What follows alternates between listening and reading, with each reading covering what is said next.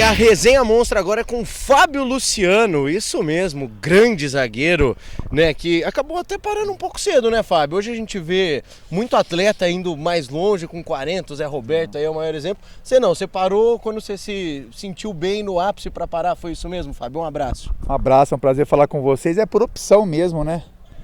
Acho que eu comecei a carreira cedo também, né? Acho que cada um tem o seu momento, né? Eu achei que aquele momento para mim ia ser legal. Eu sempre assim, imaginei o final da minha carreira jogando em alto nível ainda, né? De repente, não do jeito que foi, né, meu? Porque para mim foi muito legal você parar daquele jeito, né? Maracanã cheio, campeão e podendo jogar mais. Então, mas eu sempre meio que imaginei isso para mim, né? Eu sou um cara que não queria parar assim, né? Não queria que ninguém me parasse, ou que não tivesse mais condição de jogar. Então eu achei que aquele momento era o mais apropriado. Eu estava também sentindo muita falta da família, né? Meus filhos pequenos, então estava muito pouco tempo em casa. Então acho que assim, cada um tem o seu momento, né? De parar. Fico feliz de ver o Rogério Ceni jogando, o Zé Roberto jogando. Ô Fábio, a gente sabe que quando um ex-jogador dá entrevista é muito comum ele falar dessa relação que só ele sabe qual é com a bola, com o gramado. Depois de parar numa situação em que você visita um estádio como está aqui hoje, fica na beira do gramado, sente o jogo de perto, o que passa? Qual que é a sensação? Assim, algo que só você vai sentir, evidentemente, mas você consegue descrever para que a gente também entenda o máximo possível de como é isso? Então, como eu disse, eu procurei, assim, eu tenho a consciência que eu fiz o melhor que eu podia dentro do meu trabalho, né? Então, assim, eu não chego, assim, eu visito, né? Porque onde tem amigos jogando, eu procuro de alguma forma visitar, ver alguns jogos. Só que eu não tenho esse saudosismo de achar que eu poderia estar jogando, né? Pô, né? Eu tenho recordações, né? Eu tenho recordações de momentos que eu vivi. Tem uma pergunta fácil para você. Ponte Preta, Corinthians ou Flamengo? Então, eu tenho 2 filhos, né? Eu falo isso para todo mundo. E se eu tivesse o terceiro, ia amar da mesma forma, né?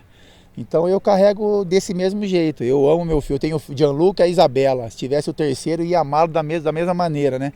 Então eu amo a Ponte, eu amo o Corinthians e o Flamengo da mesma forma, cada um no seu momento, né?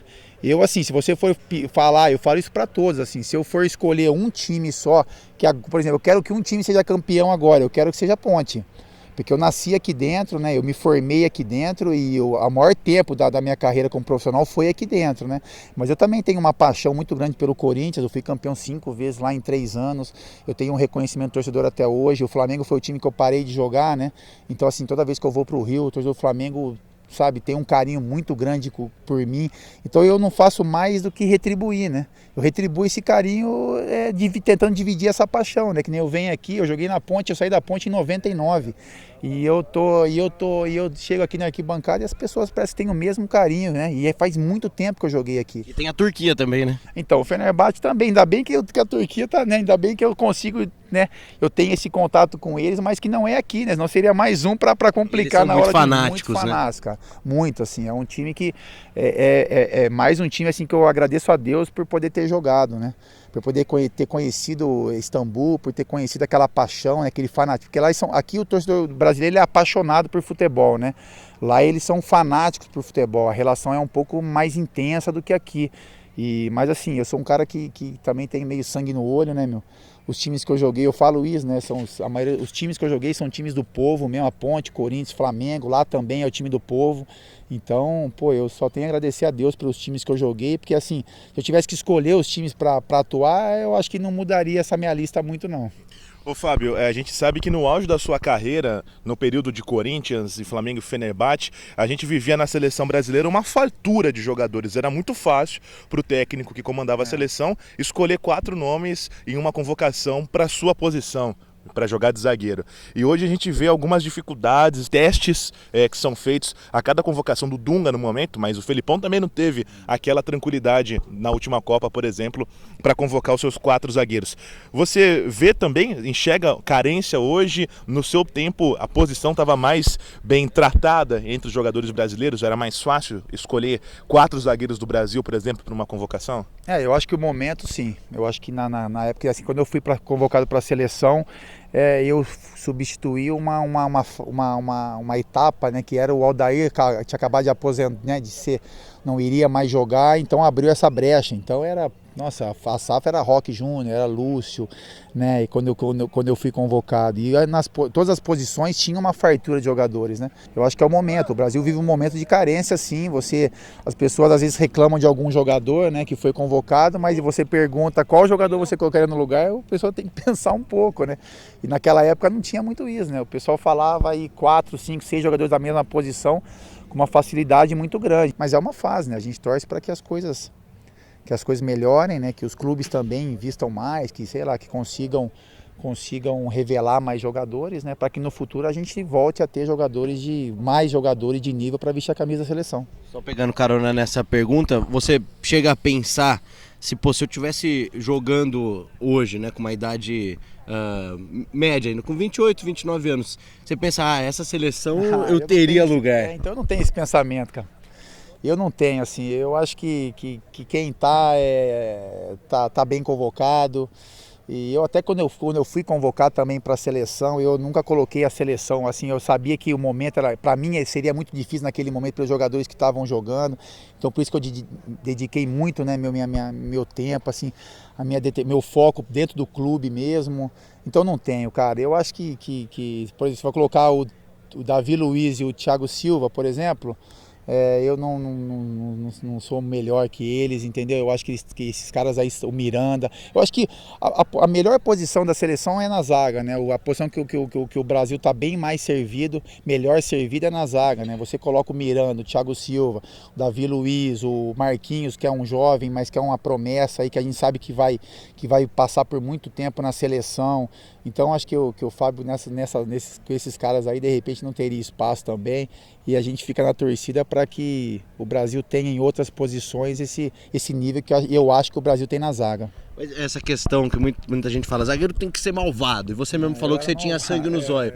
Você acha que pode faltar isso um pouco para essa geração? O Davi Luiz, muita gente critica pelas selfies, careta, você não fazia muito isso, né, na sua época, então, né? A gente também sofria muita crítica com relação a isso, né? Eu era um cara que, né, a imprensa batia um pouco até pela maneira de eu jogar, né? Eu não mudaria o meu jeito, né? Eu acho que o zagueiro não pode ser desleal, né? Eu acho que eu nunca também fui um cara desleal, mas assim, eu era um cara duro, pra jogar, entendeu? Eu tenho amizade com o Thiago, né? O Thiago é meu parceiro, o Thiago Silva.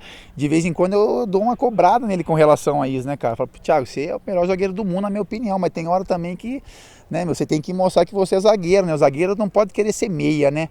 Na minha opinião, né? Eu acho que o meia é aquele cara que cria, que tem qualidade, né? Que pode jogar de chuteira colorida. Eu acho que eu já sou de outra linha, né? Eu sou zagueiro, que o zagueiro é zagueiro mesmo. Quando tem que jogar feio, quando tem que dar um chutão, tem que dar um chutão. Quando tem que dar uma chegada mais dura, tem que dar uma chegada. E zagueiro tem que, pra mim, tem que jogar de chuteira preta, né? Eu acho que o zagueiro, na minha época, aquele que se eu entrasse aqui no jogo da Ponte de chuteira branca, com certeza, vermelha, eu seria vaiado antes de começar o jogo, né, meu? Eu sou um cara assim, que zagueiro que jogou comigo de parceiro não jogava chuteira colorida, né? Parceiro, pode botar chuteira preta aí, porque o negócio aqui é sério. Mas agora vamos ver se você consegue falar 3 nomes. 3 nomes de um parceiro de zaga que marcou, um treinador que te marcou e talvez o maior craque que você tenha atuado no mesmo time. Então, eu acho que parceiro de zaga eu tive vários, né, meu? Assim, né? Eu coloco meio em parelho, né? Esse é o mais difícil pra mim. Eu coloco parelho o Ronaldão e o Ronaldo Angelim, né? Ronaldão na Ponte e Ronaldo Angelim no Flamengo. Porque eu tive o Anderson, né, no Corinthians, que foi um baita de um parceiro. A gente teve várias conquistas no Corinthians, que eu tenho até um cara que é um parceiro meu, né, até agora. Mas eu acho assim, o Ronaldão porque eu era muito jovem, né? E ele com Copa do Mundo nas costas, e foi o cara que me abraçou aqui, né? Foi o cara que falou assim, eu quero que esse moleque jogue comigo e não precisa trazer ninguém pra Ponte, é ele que vai ser meu parceiro de zaga, e aí foi isso que aconteceu, né?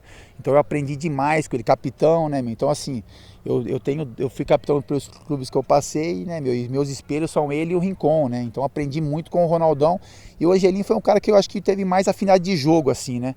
A gente conseguia ocupar todos os espaços aqui de trás em 2, assim, sabe? A gente se entendia só no olhar, só no movimento de corpo. Então eu coloco esses 2, cara. Acho que treinador também é difícil, né? Treinador, porque eu peguei muitos bons treinadores, cara, mas eu fico com o Parreira e o Oswaldo de Oliveira. O Parreira porque é um cara sensacional, um gentleman da bola, né? E o Oswaldo, porque eu fui campeão do mundo com ele, foi um cara que confiou no meu trabalho também, né? Ele confiou aqui da Ponte, né? Ele viu o meu trabalho na Ponte e me levou pro Corinthians. E eu acho que o gênio, cara, assim, eu acho que o Alex, que eu joguei no Fenerbahçe com o Alex, é um cara assim que, né, a gente sabe que não é um cara que tem velocidade, é um cara que às vezes ele dava uma apagada no jogo, só que é um cara inteligente demais, cara, um cara que, sabe, que botava o jogador na cara do gol. Mas assim, eu fico com o Alex, cara, porque o Alex é um cara que me deu os títulos também na Turquia, né, que me fez assim fazer muito, assim, o lugar que eu mais fiz gols na minha carreira foi no Fenerbahçe, e a maioria das assistências dos passes foram dele. Então eu acho que um cara genial que eu joguei foi o Alex. Legal. Resenha monstra com o ex-jogador. Ex-jogador não pretende ser técnico, não? Então não? Não tem esse pensamento, cara. Não tem, assim, porque assim, eu parei realmente para ter o meu tempo, né? Para eu fazer o meu tempo, né? A gente sabe que o futebol não dá esse tempo para você, né? Você ser treinador, você ser dirigente, você tem que estar envolvido. Eu sou um cara 100% envolvido naquilo que eu faço, né? Quando eu entro realmente de cabeça. Então eu acho que agora é o momento de curtir a minha família, ficar com os meus filhos. Aí quando a gente tiver saudade do futebol, a gente vem ver, a gente é bem recebido, né? Então assim, pô, quando a gente bate a saudade, a gente dá um pulinho aqui ou vai, né, a um outro clube que a gente recebe um carinho também e a gente mata essa saudade. Fez jus ao nome do nosso quadro, né, Paula? Exatamente, uma resenha monstra, Fábio Luciano, aqui no Sport Lab Channel.